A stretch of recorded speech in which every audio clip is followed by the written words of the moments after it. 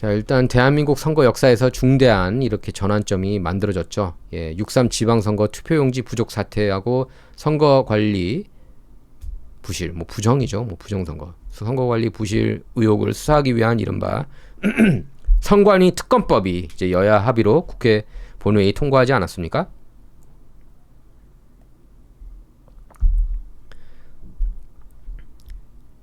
그래서 재석 의원 228명 가운데 무려 226명이 찬성했고요. 특검은 준비 기간을 포함해서 최장 170일 동안 활동하고 특별검사부와 특별수사관, 파견검사, 공무원을 합쳐서 165명 규모로 구성이 된다고 합니다. 자, 이번 특검 수사 대상은 모두 12가지입니다. 투표용지 부족으로 국민 참정권이 침해됐다는 의혹, 개표 중단이나 보전 조치 없이 개표를 강행한 의혹, 투표용지 인쇄 기준을 축소한 과정의 절차 위반, 선거 통계 조작 의혹이 포함되어 있습니다. 선관위, 전현직 직원들의 부정 채용과 특혜, 외유성 출장, 수의 계약 의혹까지 수사 대상인데요. 하지만 가장 중요한 대목은 따로 있습니다. 특검법 제2조 제10호의 선거관리위원회 선거관리 시스템 관리 보안 및 운영 실태 부실 의혹이 명시됐다는 점입니다. 장동혁 국힘 대표는 이 조항을 근거로 이번 지방선거뿐 아니라 공소시효가 남아있는 총선, 대선, 필요하다면 그 이전 선거까지 수사가 가능하다고 밝혔습니다. 이건 반길 일이죠.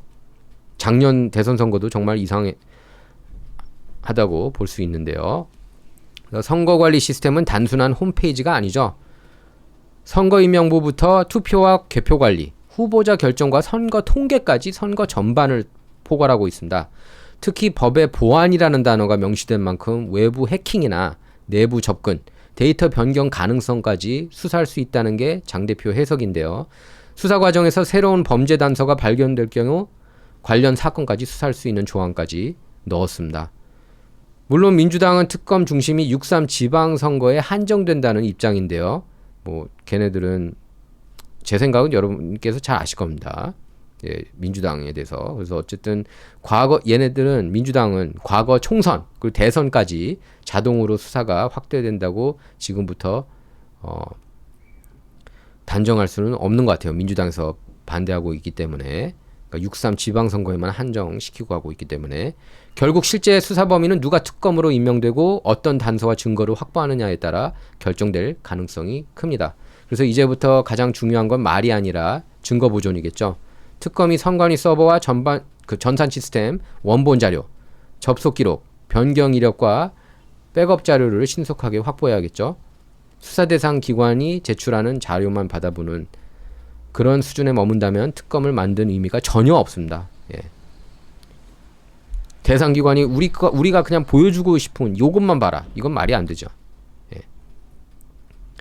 더 특검 추천 방식도 중요합니다. 민주당과 국민의힘이 각각 3명씩 추천해서 국민추천위원회를 구성하고 추천위원 6명 전원이 동의한 후보 2명을 대통령에게 추천을 하는데요. 어느 한쪽이 일방적으로 특검 후보를 결정하기 어려운 구조입니다. 그래서 이제 선관위는 헌법기관이라는 이유로 의혹 제기를 거부하거나 자료 공개를 피해서는 안 되겠죠?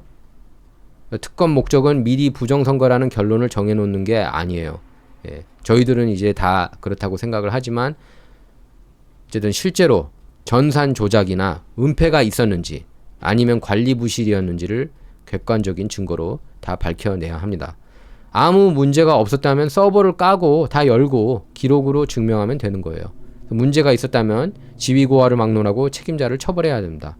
책임자를 반드시 정말로 중형에 처해야 된다고 저는 봐요. 대한민국 선거 신뢰를 회복할 마지막 기회가 시작됐습니다. 정말 장동혁 대표한테 그래서 힘을 실어줘야 되는 상황이에요. 좌우를 떠나서. 그래서 이제 국민은 특검이 선관위 문뿐만 아니라 그동안 닫혀있던 서버 문까지 제대로 열 수 있을지 지켜봐야겠습니다.